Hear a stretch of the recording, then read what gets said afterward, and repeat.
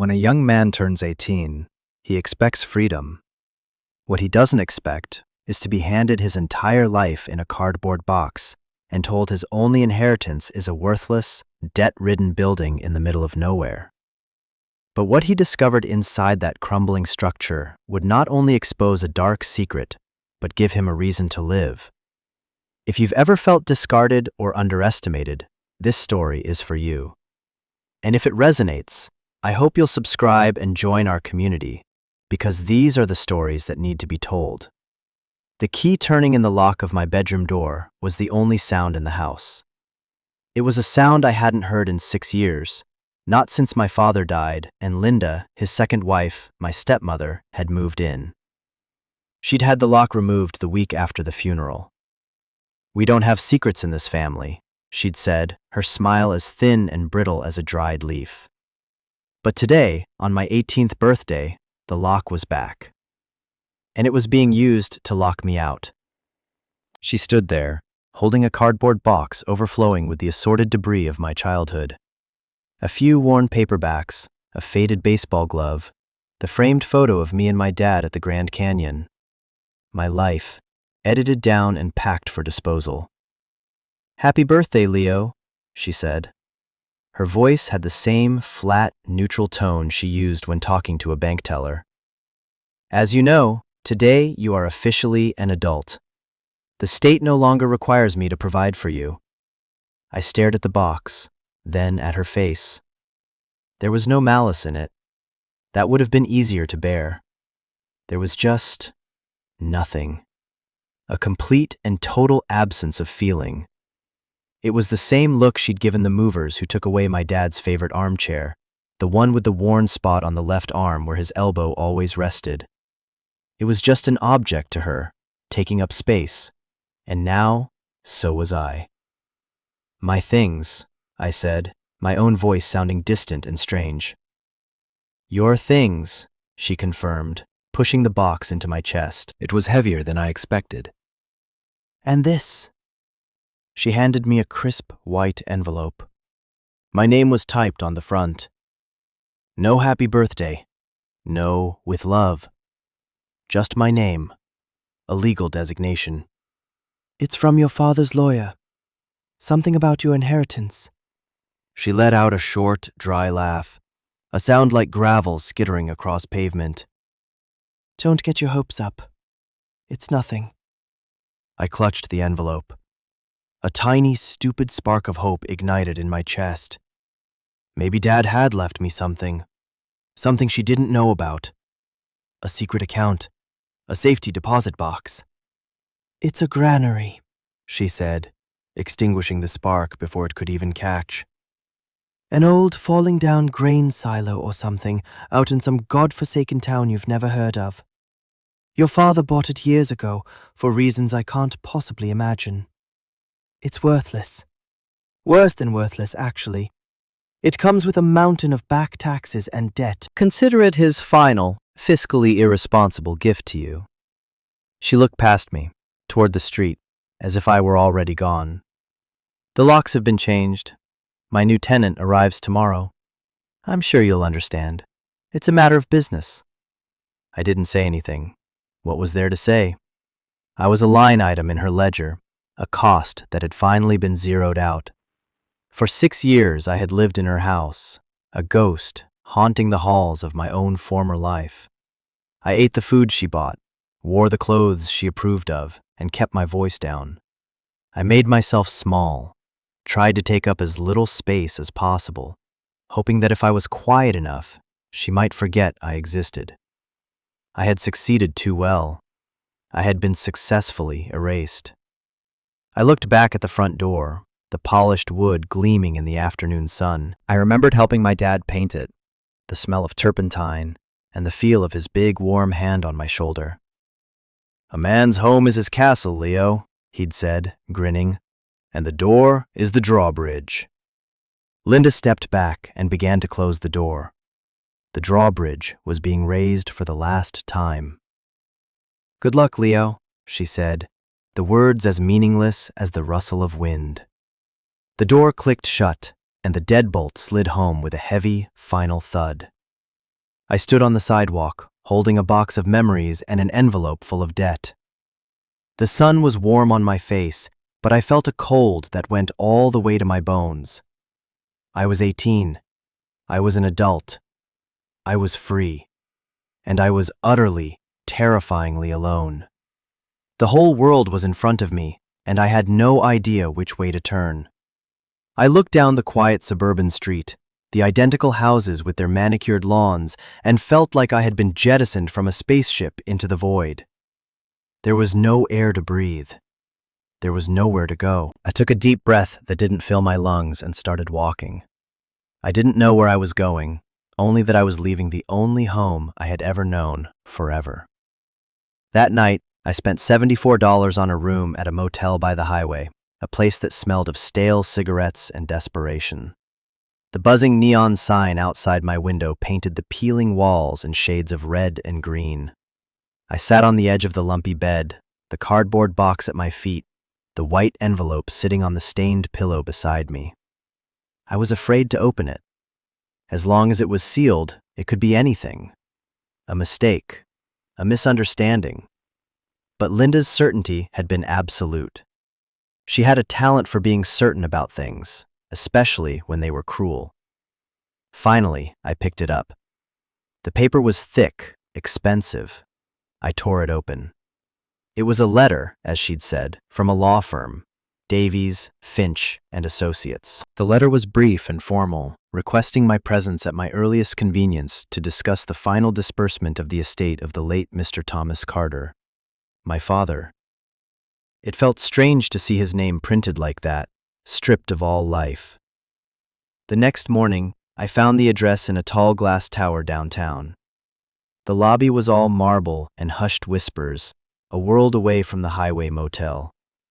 I felt like an imposter in my worn jeans and faded hoodie, the cardboard box left behind in the room, a silent witness to my demotion in the world. Mr. Davies's office was on the 34th floor. It looked out over the entire city, a sprawling map of a life I was no longer a part of. The man himself was older, with kind eyes behind wire-rimmed glasses, and a suit that was probably worth more than everything I owned. He shook my hand with a grip that was firm and dry. "Leo," he said, gesturing to a leather chair that sighed as I sat down. "Thank you for coming in so promptly. I was your father's attorney for many years. I'm sorry we have to meet under these circumstances." I nodded, not trusting my voice. The office was quiet, insulated from the city below. The only sound was the gentle hum of the air conditioning. He opened a thick file on his desk.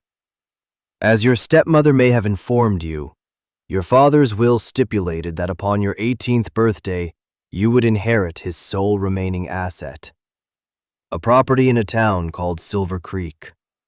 He slid a photograph across the polished desk. It was an aerial shot of a large, industrial-looking building, gray and weathered, surrounded by overgrown fields. It looked like the skeleton of some prehistoric beast. "It's a grain elevator, to be precise. A granary."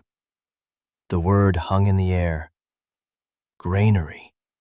It sounded ancient, biblical. "As you can see, it's in a state of disrepair," Mr. Davies said, choosing his words with diplomatic care. "And I must be frank with you, Leo. The property comes with significant liabilities." He turned a page in the file. "There are approximately $17,000 in unpaid property taxes. Furthermore, there is a lien against the property for $50,000 filed by a corporation called Apex Holdings." My stomach tightened. $67,000. It might as well have been $1 million. A lien? Why? "According to the filing, Apex Holdings had a contract with your father to purchase the property. They claim he accepted a down payment, the $50,000, and then refused to complete the sale. They have been trying to foreclose on the property to recoup their investment, but the legal proceedings were stayed until you came of age." He sighed, taking off his glasses and polishing them with a small cloth. "Essentially, Leo, you have inherited a massive debt. Apex Holdings will almost certainly move to seize the property now. You could try to sell it, but given the condition and the debt attached, I doubt you would find a buyer. The land itself has some value, but not enough to cover what is owed. Linda's voice echoed in my head. Worthless. Worse than worthless. She was right.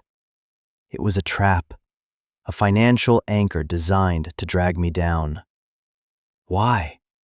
I finally managed to ask. The word came out as a whisper. Why would he leave me this? Why did he even buy it? Mr. Davies put his glasses back on. He looked at me, and for the first time, I saw a flicker of something beyond professional duty in his eyes. It looked like pity. I don't know, son. Your father could be enigmatic. He bought it about 10 years ago. He never told me why. He just said it was important. He was very insistent that it be kept for you, and that control would not pass to you until you were 18. He said you'd know what to do when the time came. He slid a small, heavy object and a manila folder across the desk, a set of old-fashioned iron keys on a simple metal ring. These are the keys. This file contains the deed, the tax notices, the lien paperwork, everything you need to know. I'm legally obligated to tell you that your simplest option is to sign the property over to Apex. They'll forgive the debt, and you can walk away clean. It would be the sensible thing to do. I stared at the keys. They were rusted, ancient. They felt like they belonged to a dungeon. Sensible. That was Linda's favorite word. It was sensible to sell my father's chair. It was sensible to change the locks. It was sensible to erase a person's memory to make the accounting easier.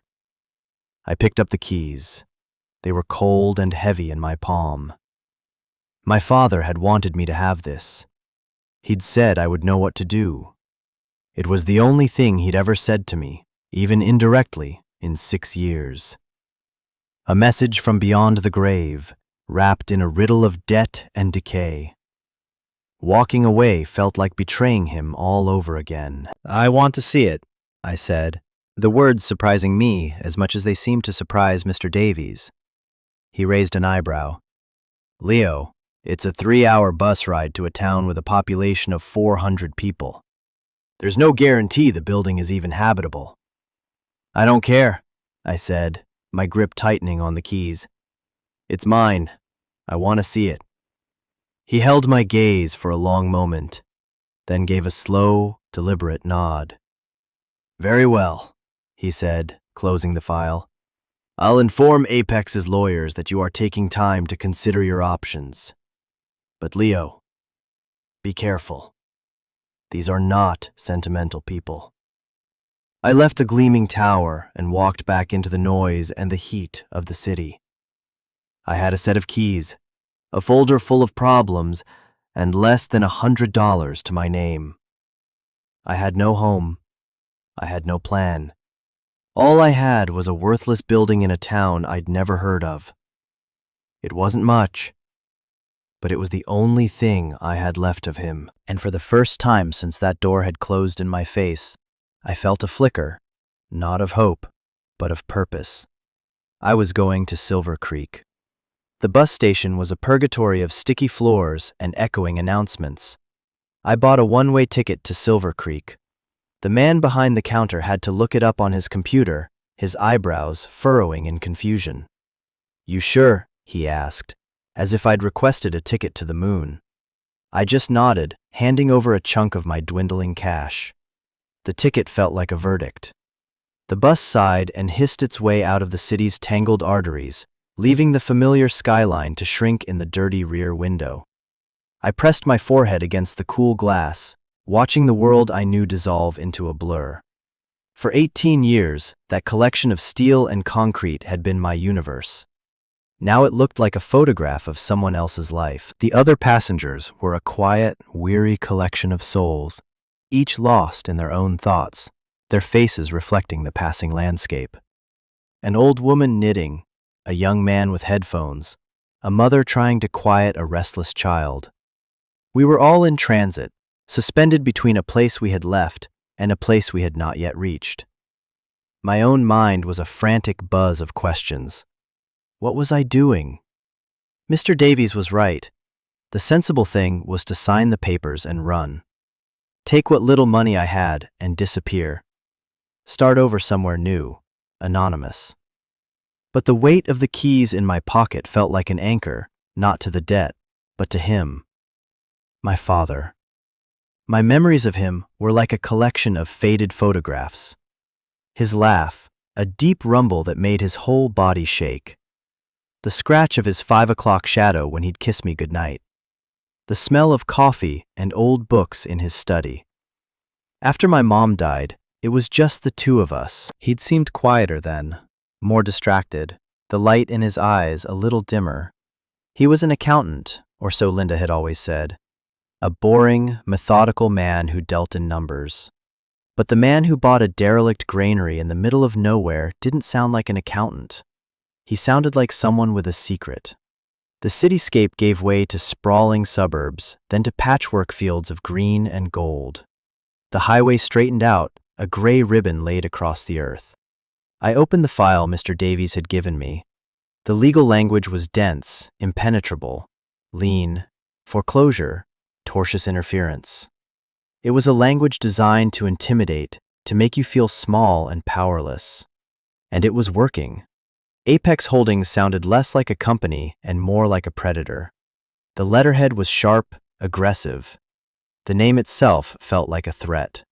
I closed the folder. Staring at the paperwork made my head spin. Instead, I looked out the window. The sky was vast and pale blue, dotted with a few lazy clouds. We passed small towns with names like Hopewell and Harmony, their quaint main streets a blur of brick and peeling paint. This was a different world, slower, quieter. The air that leaked through the window frame smelled of damp earth and cut grass, not exhaust fumes. Hours bled into one another. The motion of the bus, the drone of the engine, the endless scrolling landscape, it all had a hypnotic effect. I drifted into a half-sleep, haunted by dreams of falling. I was standing on the roof of a tall building, the city spread out below me like a circuit board, and the wind was pushing, pushing, pushing. I always woke with a jolt just before I hit the ground, my heart hammering against my ribs. When I woke for the last time, the landscape had changed again.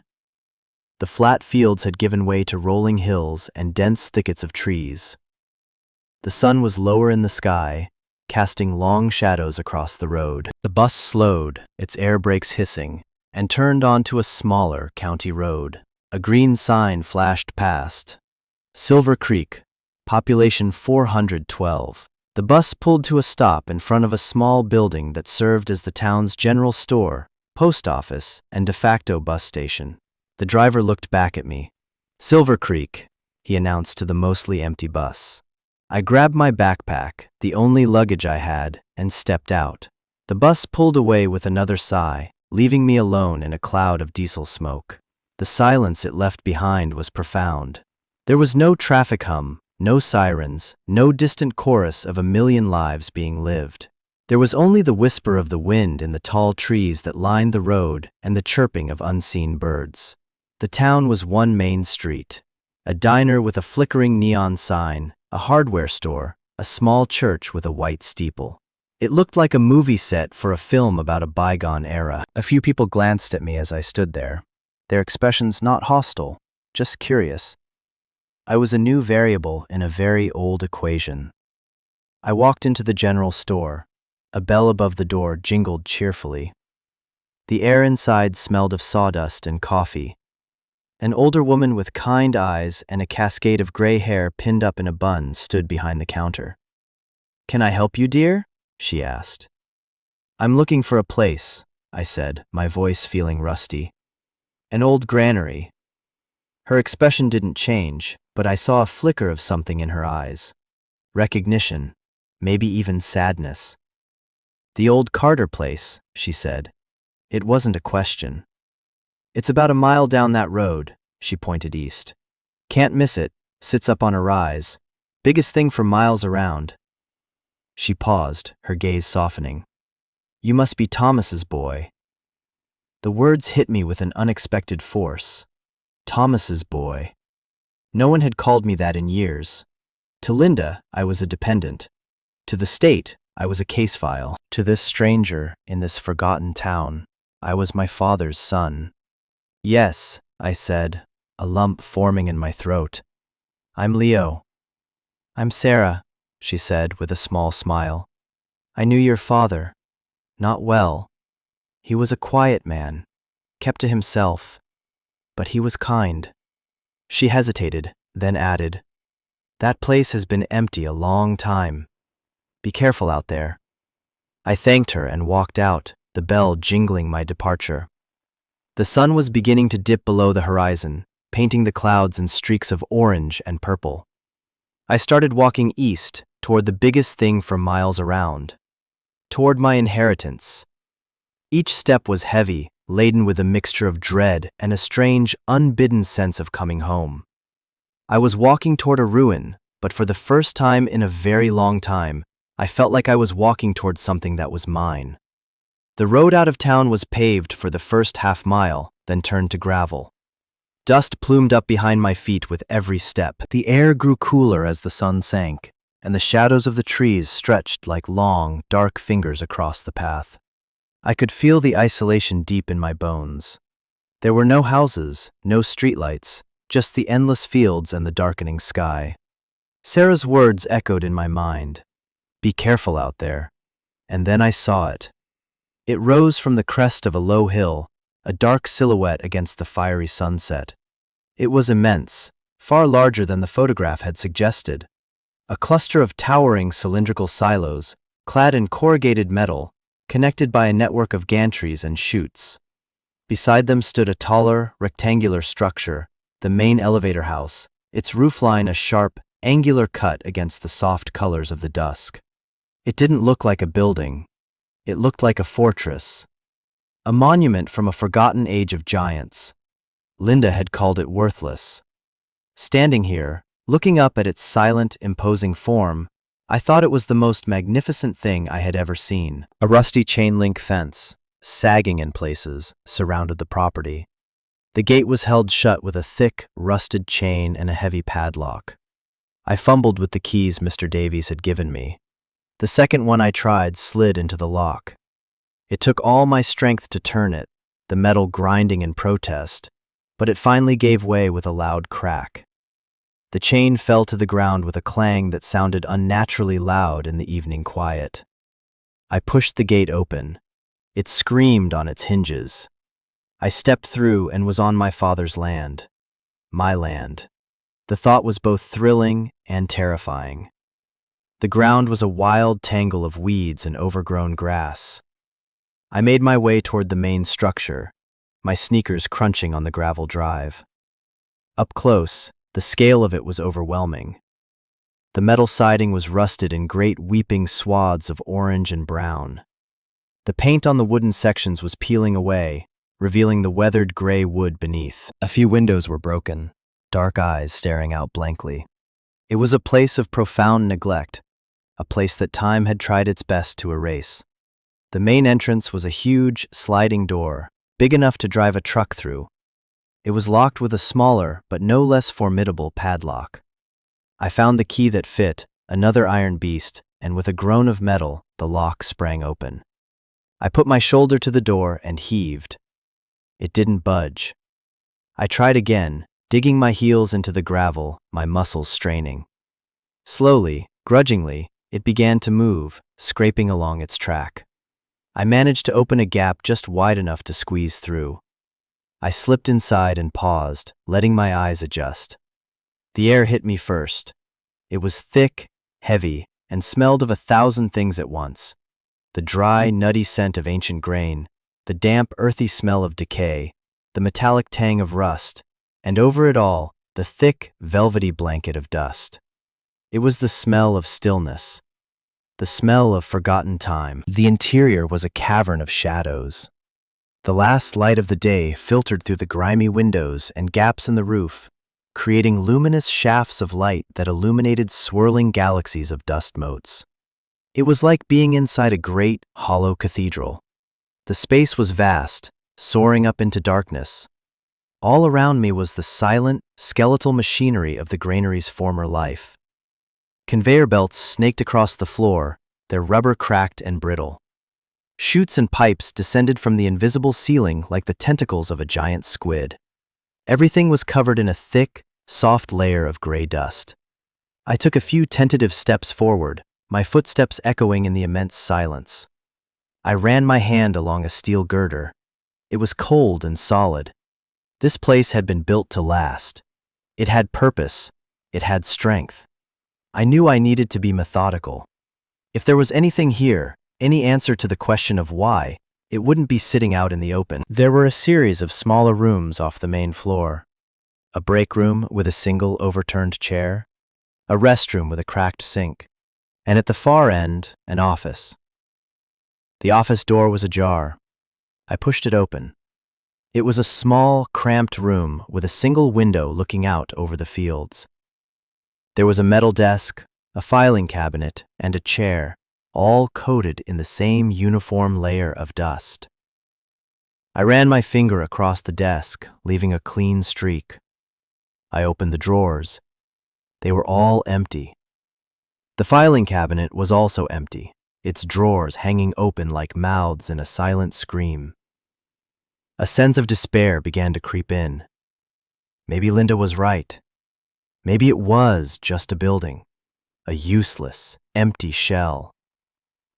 I slumped against the wall, sliding down to the floor. What was I expecting?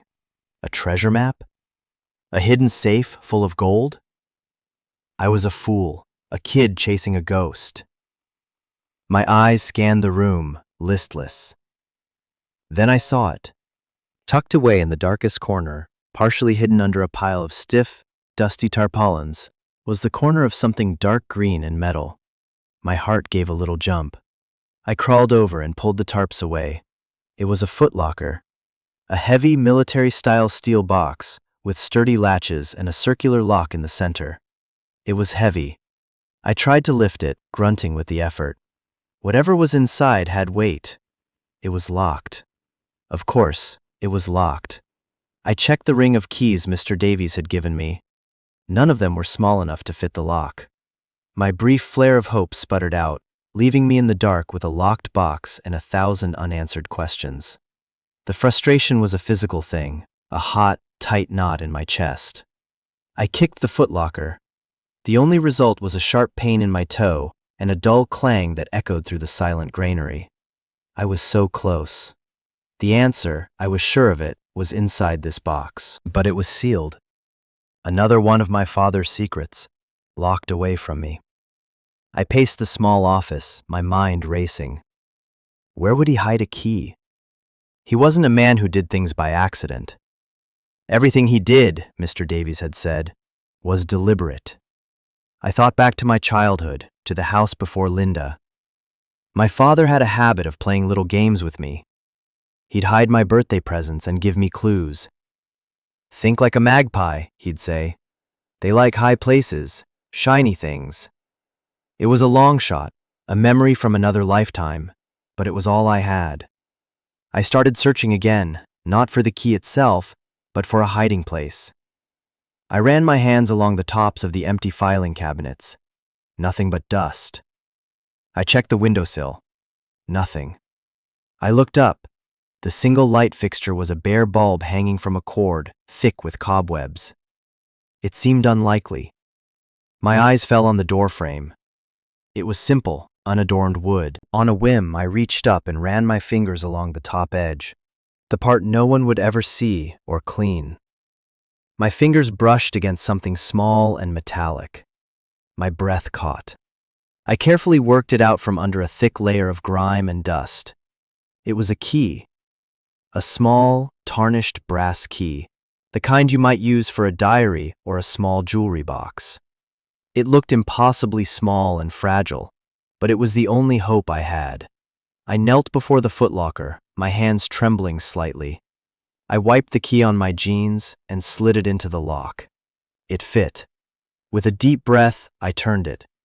There was a soft, satisfying click. The sound was like a key turning in the lock of my own past.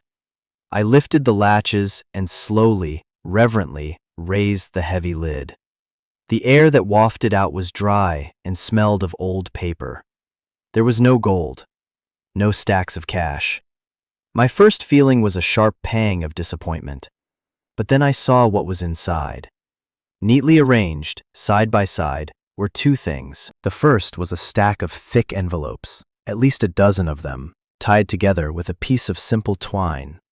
On the top envelope, in my father's familiar, angular handwriting, were two words: for Leo. The second object was a small, portable cassette player, the kind that was popular in the 90s. Beside it, nestled in foam cutouts, were rows of cassette tapes, each with a neat, typewritten label. Part 1, Part 2, Part 3, and so on. And lying on top of it all was a single photograph, curled at the edges. I picked it up. It was a picture of my father.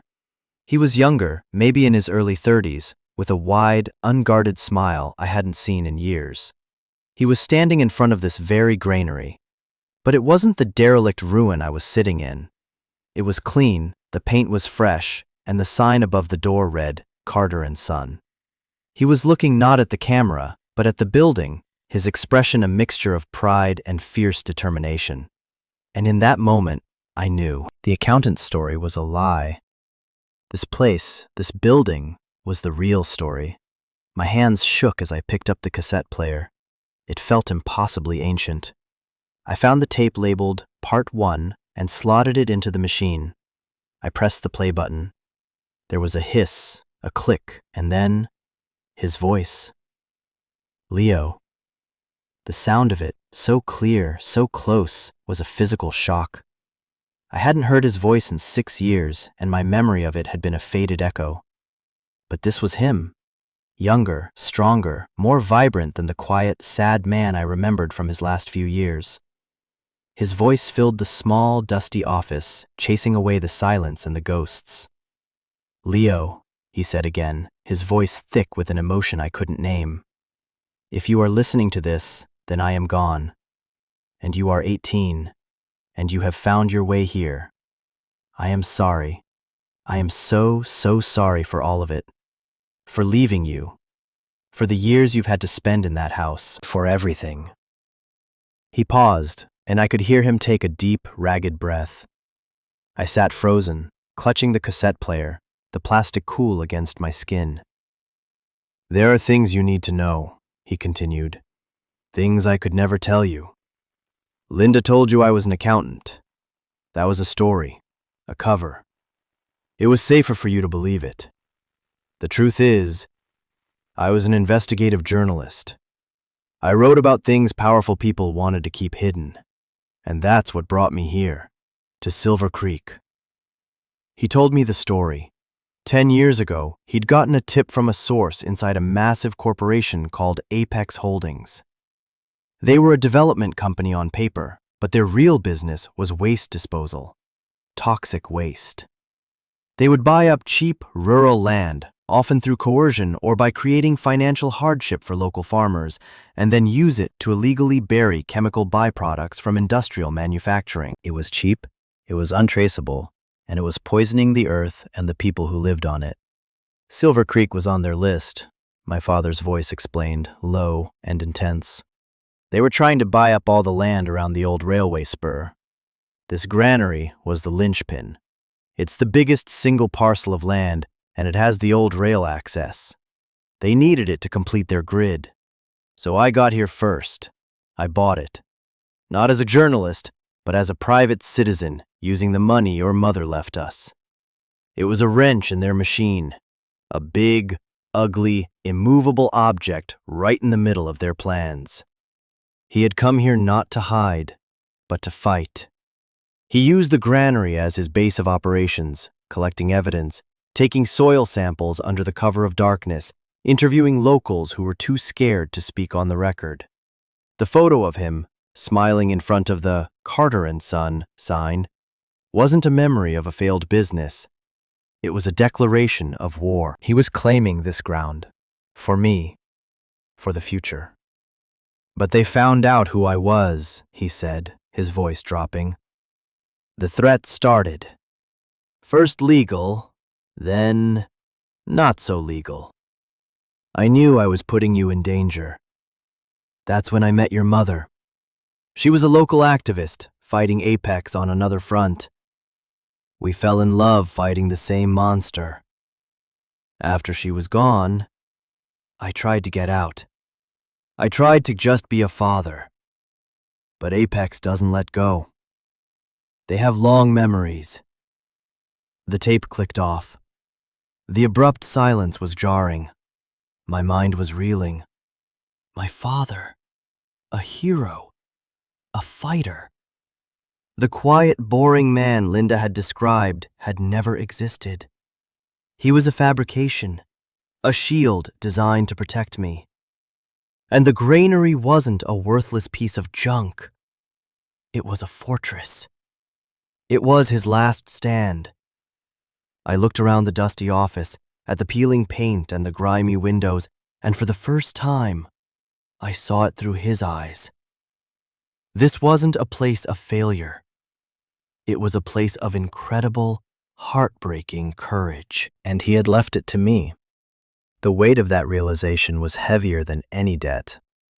The silence in the office was a living thing, thick and suffocating. My father's voice still echoed in the small space, rewriting the entire history of my life. The man I had mourned for 6 years was a stranger. The quiet, defeated accountant who faded away after my mom's death was a fiction, a careful construction. The real man, the one on the tape, was a warrior. He had stood on this ground and fought a secret war against a faceless enemy. And he had lost. Or had he? My hands were shaking as I ejected the first tape and inserted the second. I needed to hear the rest. I needed to know everything. I pressed play. They are relentless, Leo, his voice began again, tighter this time, the weariness creeping in. Apex has people everywhere. Lawyers, politicians, thugs. They can make things happen. They can make people disappear. After your mother's accident, I knew I couldn't protect you and fight them at the same time. I had to choose. He paused, and I heard the sound of him lighting a match, the hiss and then the soft puff as he drew on a cigarette. It was a sound I hadn't heard in years, but it was instantly familiar. He had quit smoking when I was little, but he must have started again. The stress must have been unimaginable.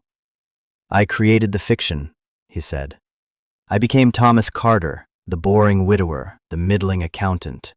I moved us back to the city. I sold my stories, stopped my investigations. I even married Linda. I flinched at her name. I know you never liked her, Leo. I don't blame you. She's not a warm person. But she was predictable. She's driven by one thing and one thing only: money. I knew that after I was gone, she wouldn't see any value in this place. She would see the debt, the disrepair, and she would dismiss it. She would hand it over to you like a piece of trash, and in doing so, she would keep it out of Apex's hands long enough for you to be ready. It was a calculated risk, a horrible, necessary one. I used her greed to protect my legacy, to protect you. A wave of nausea washed over me. Linda. All these years, I had seen her as the villain of my story, the wicked stepmother. But in my father's plan, she was just a tool, a predictable, cold-hearted pawn in a much larger game. It didn't make me forgive her, but it shifted the focus of my anger. The real villain was Apex. My accident, Leo, he said, his voice dropping to a near whisper. It won't be an accident. They're getting closer. I can feel them circling. I don't have much time. So I'm putting everything here, in this box, in this building. This inheritance, it's not a gift, son. It's a burden. It's a choice. You can take what you find here and expose them, or you can walk away and live your life. I want you to know, with all my heart, that if you choose to walk away, I will not blame you. I would understand. All I ever wanted was for you to be safe. The tape ended. I sat there in the darkness, the silence pressing in on me, and I finally understood the depth of his sacrifice. He hadn't just died. He had sacrificed his name, his passion, his very identity, all to build a firewall around me.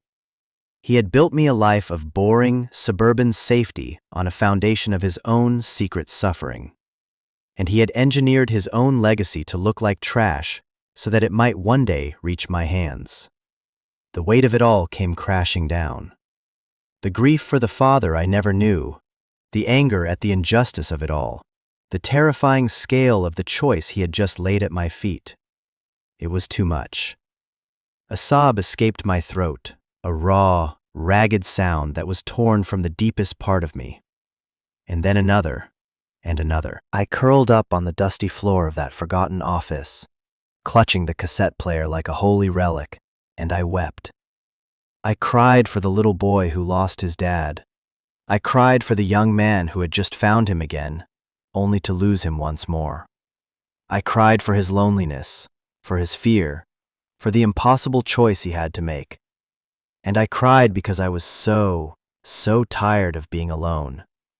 I don't know how long I lay there, but when the tears finally subsided, a strange calm had settled over me. The grief was still there, a heavy stone in my gut, but it was accompanied by something new, a cold, hard clarity. My father hadn't left me a ruin. He had left me a weapon. He had left me an arsenal. And he had left me a choice. And you know, if you've made it this far into my story, maybe you've faced a moment like that. A moment where you discover a truth that changes everything you thought you knew about your life, your family, or yourself. A moment where the past isn't what you thought it was, and the future suddenly splits into two very different paths. One easy, one hard. If you've ever had to stare down a choice like that, I want you to let me know in the comments. What did you do? How did it change you? Because in that moment, I felt like the loneliest person on earth. But I know I can't be the only one who's ever been there. The last tape was different. The label wasn't a number. It was a single phrase, the scales of justice. It felt ominous, final. I took a deep breath, my fingers hovering over the play button. Whatever was on this tape was the end of the breadcrumb trail. It was the final instruction, the key to unlocking the granary's last secret. I pressed play. "Leo," my father's voice said, steady and calm. He sounded different again. Not emotional, not weary. He sounded like a soldier giving a final briefing before a mission. If you are listening to this tape, it means you have decided to stay. It means you have chosen the harder path. I am proud of you. More proud than you can ever know. A lump formed in my throat, but I swallowed it down. This was not the time for tears. This was the time for listening. This building is more than a hiding place, Leo. It's the evidence locker. I couldn't risk keeping the most sensitive documents at the house. Apex could have found them. So I hid them here, in the heart of the machine. The old-timers, the men who worked in these places, they had a saying: "The granary sees all, weighs all, and judges all." Everything that came through here was weighed. Every bushel of grain was judged for its quality. I always liked that. Justice. It's all about getting the measure of a thing right. He paused. Go to the weigh station, in the center of the main floor. The big platform scale. Look where the judgment was made. The answer is there. Everything you need is there. The rest is up to you, son. Be smart. Be brave. And finish what I started. This is for your mother. This is for all the people they've hurt. Make it right. The tape clicked off, followed by the soft hiss of empty ribbon. That was it. The last message. I sat for a moment in the silence, his words echoing in the cavern of my own skull. Finish what I started. I got to my feet, my body stiff from sitting on the cold floor. I grabbed a flashlight from my backpack, one of the few practical things I'd had the foresight to bring, and clicked it on. The powerful beam cut a clean circle through the oppressive darkness, illuminating the swirling dust. I walked out of the office and back into the vast main space of the granary. The way station was exactly where he said it would be. A massive iron platform, 20 feet square, set flush with the concrete floor. This was where the trucks would have parked to have their loads weighed. Beside it was a small, glass-enclosed booth, the nerve center where the weighmaster would have worked. The glass was clouded with grime, but I could see the hulking shape of the old mechanical scale inside. The door to the booth was stuck fast. I put my shoulder into it, and the rotten wood of the frame splintered, allowing me to force it open. The air inside was even more stale and stagnant. The scale mechanism was a beautiful, complex piece of machinery, a series of brass levers and counterweights. But my focus was on the floor. It was made of thick wooden planks. I paced the small space, tapping each board with my foot, listening for a change in sound. Near the back wall, under where the weighmaster's chair would have been, one of the boards gave a slightly different sound. Not a hollow sound, but a dull thud, as if it wasn't as securely nailed down as the others. I knelt down and examined it. There was no handle, no visible seam. I took out my pocket knife and worked the blade into the crack between the boards. I pried. The old wood groaned, and a nail screeched as it was pulled from its home. The board lifted, and there it was. Nestled in the dark space below was another box. This one was smaller, a metal deed box, the kind people use to store important papers. It wasn't locked. My heart was hammering. I lifted the box out. It was heavy. I set it on the floor and opened the lid. It was filled to the brim with papers, folders, and notebooks. On top was a single, sealed envelope with my name on it. I opened it first. Inside wasn't a letter. It was a bank book for a savings account and a simple, handwritten note. The note said, "Seed money. To pay the taxes and plant something new. Your father's love, Thomas." I opened the bank book. The account was at a small, independent bank in a neighboring town. The balance made my head spin. $20,000. It wasn't a fortune, but it was more money than I had ever seen in my life. It was enough. It was enough to pay the back taxes. It was enough to live on while I figured out what to do next. It was a lifeline. Then I turned my attention to the rest of the box's contents. It was exactly what my father had promised, an arsenal. There was a thick binder, meticulously organized. It contained copies of internal Apex memos, detailing their waste disposal schedules and chemical compositions, leaked to him by an anonymous source. There were geological surveys and soil sample analyses from a private lab, showing dangerously high levels of toxic contaminants in the ground around other Apex sites. And there were the notebooks. Page after page of my father's dense, precise handwriting, documenting his entire investigation. Names, dates, secret meetings, license plates. It was a roadmap of their entire criminal enterprise. But the most powerful things were at the bottom. A series of sealed envelopes containing sworn, notarized affidavits. Statements from farmers who had been threatened. A statement from a former Apex employee who had been fired after raising safety concerns. A statement from a local doctor who had seen a spike in rare illnesses but had been pressured to keep quiet. My father had built a case, piece by painstaking piece. He had the proof. I sat back on my heels, the contents of the box spread out before me on the dusty floor. The choice he had spoken of was now starkly, terrifyingly real. I held the bank book in one hand and the binder of evidence in the other. Life or justice, safety or war. I could take the $20,000 and vanish. I could buy a used car, drive to a city where no one knew my name, and start over. I could get a job, an apartment, a life. A normal life. No one would ever know. Apex would get the granary, the evidence would remain buried, and the ghost of my father would be the only one to judge me. Or I could stay. I could use the money to pay the taxes and hire a lawyer. A real one. I could take this box of proof to the authorities, to the press. I could stand on this ground my father had bought for me and finish the fight he had started. It was the dangerous path. The path where a company that made people disappear might notice a new Carter standing in their way. I looked up, my flashlight beam cutting through the darkness of the granary. I saw the towering silos, the silent machines, the shafts of dusty light. This place wasn't a burden, it wasn't a debt, it was a legacy. My father hadn't just left me a choice between running and fighting. He had left me a choice between being a victim of my circumstances or the author of my own future. He had trusted me to be strong enough. He had trusted me to be his son. The fear was still there, a cold knot of it in my stomach. But for the first time, it was smaller than my anger.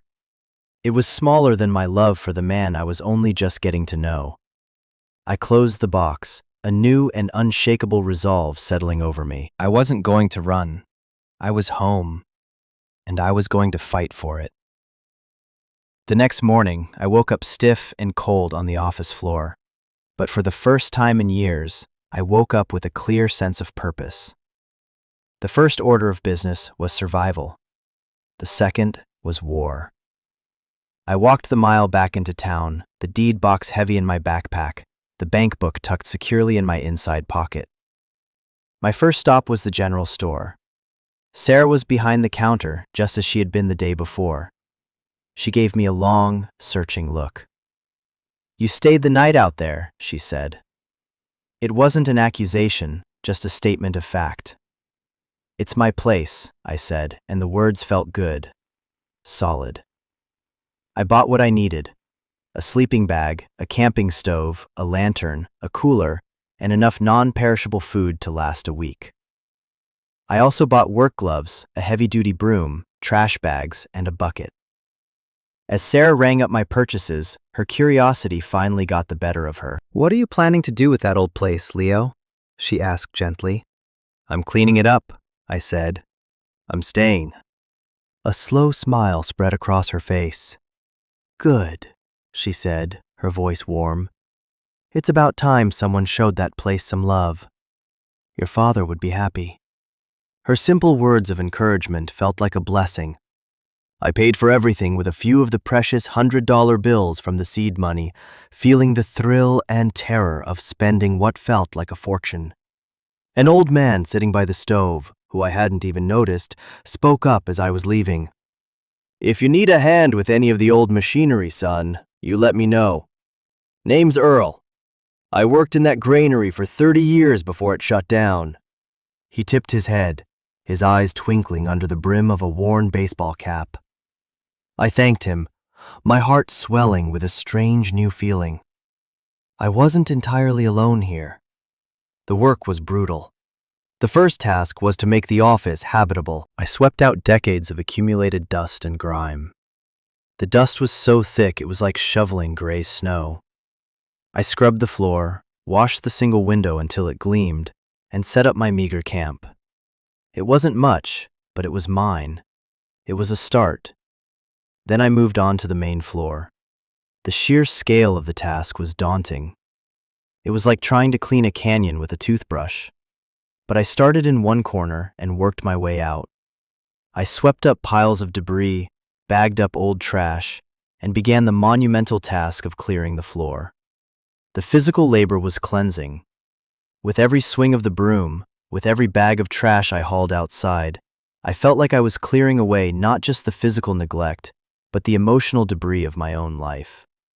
I was sweeping away Linda's coldness, the loneliness of the last 6 years, the feeling of being unwanted. I was tired, my muscles ached, but it was a good kind of tired. It was the ache of creation, of building something new. After 2 days of nonstop work, I made the call. I drove with Earl, who had shown up the next day with a thermos of coffee and a wealth of knowledge, to the next town over and found the bank. The $20,000 were real. I withdrew enough to open a local account and then found a payphone. My fingers trembled as I dialed Mr. Davies' number. "Leo?" he said, his voice surprised. "I was expecting to hear from Apex's lawyers, not from you." "I'm not signing it over," I said, my voice steady. "I'm staying. I want to fight the lien." There was a long silence on the other end of the line.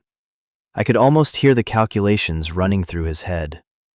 "Leo," he finally said, his tone cautious, "that's a very bold decision.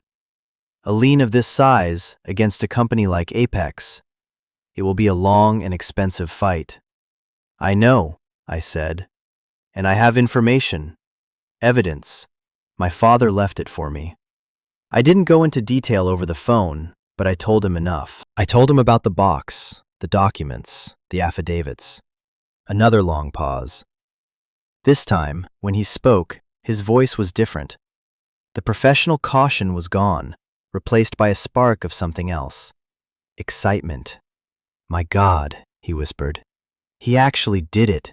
The old fox. He built the case." He cleared his throat, his lawyerly composure returning. "Okay, Leo. Okay. This changes things. This changes everything. Don't talk to anyone. Don't show that evidence to anyone. I'm going to file a motion to dismiss the lien, and I'm going to file a countersuit. This is going to get ugly. Are you sure you're ready for that?" "I'm ready," I said, looking out the window of the phone booth at the rolling hills. True to his word, things got ugly, and fast. A week later, a sleek black sedan, far too clean for the dusty roads of Silver Creek, pulled up to the Granary. A man in an expensive suit got out, his polished shoes crunching on the gravel. He looked at the building, at the now clean windows of the office, his lip curling in a faint sneer. "Leo Carter?" he asked, though he already knew the answer. "Who's asking?" I replied, not moving from my spot on the loading dock where I was taking a break. "My name is Jacobson. I'm with Apex Holdings," he said, his voice smooth and condescending. "I'm here to make you a generous offer. We're prepared to forgive the $50,000 debt and give you an additional $10,000 in cash for this property. You can walk away, free and clear. Take it from me, kid. This is the best deal you're ever going to get. This place is a relic. Let us take this burden off your young shoulders." I looked at him, at his perfect suit and his smug smile. He was the enemy. He was the faceless corporation that had hounded my father and maybe even killed him. And he was calling me kid. "No, thank you," I said calmly. His smile faltered. "I don't think you understand. This isn't really a negotiation. We have a legal claim to this property." "And I have a lawyer," I said, standing up. "Any further offers can go through him." The mask of civility dropped, and for a second, I saw the predator underneath. His eyes hardened. "You're making a big mistake," he said, his voice low and menacing. "You have no idea who you're dealing with." "I think I do," I said, holding his gaze. "Now get off my property." He stared at me for a long moment, then gave a short, humorless laugh. He turned and walked back to his car, the dust settling on his expensive suit. As he drove away, I knew this was just the beginning. The first shot had been fired, but as I watched his car disappear down the road, I wasn't scared. I felt a surge of adrenaline, a feeling of power. He had come to my home to threaten me, and I had told him to leave. And he had. The granary wasn't a burden. It was my shield. It was my castle. And the drawbridge was up. The days settled into a rhythm: hard work, simple food, deep sleep. The granary was slowly transforming under my hands. I scrubbed away years of grime, repaired broken windows, and patched the smaller holes in the roof with tarps, stopping the rain of dust and dirt. With Earl's help, I even managed to get some of the old conveyor belts moving again, their electric motors groaning back to life like awakened beasts. The building was beginning to breathe again, and so was I. One evening, I dragged an old wooden chair out onto the loading dock and sat, watching the sun set. The sky was a spectacular blaze of pink and gold, and the air was filled with the sound of crickets tuning up for their nightly concert. I had been here for almost 2 months. The legal battle with Apex was just beginning, a slow, grinding war of paperwork and motions being fought by Mr. Davies 3 hours away in the city. But here, on this hill, there was a sense of peace. I thought about the word inheritance. When Linda had spit the word at me, it had meant a burden, a final insult. She, and the world she represented, saw value only in money, in assets that could be liquidated. They looked at this granary and saw a liability, a negative number on a balance sheet, a worthless ruin. They were blind. My father hadn't left me a building. He had left me a story. He had left me a purpose. He had left me a chance to become someone I never would have been if I had stayed in that sterile house, making myself smaller and smaller until I disappeared completely. The greatest inheritance he gave me wasn't the evidence or the seed money. It was the choice. The choice to define myself not by what I had lost, but by what I was willing to fight for. Home. I had thought home was a place you were given, a set of walls you were born into. I was wrong. Home isn't a place. It's an act of creation. It's the place you sweep and scrub and repair. It's the place you defend. It's the place you pour your own sweat and heart into, and in doing so, make it a part of you. This dusty, rust-stained, magnificent building was more of a home to me than the polished, empty house I had grown up in. I had come here with nothing but a box of memories and a heart full of holes. And in the ruins of my father's last stand, I had found a way to rebuild myself. The skinny kid who had been kicked out onto the street just a few months ago was gone. In his place was a young man who knew the ache of real work, the taste of fear, and the quiet, fierce joy of standing your ground. I was no longer a ghost in someone else's house. I was the keeper of the granary. I was my father's son. And my work was just beginning. So now, I'm telling you this story. Not because it's over, but because it's just started. The legal fight against Apex will be long and hard.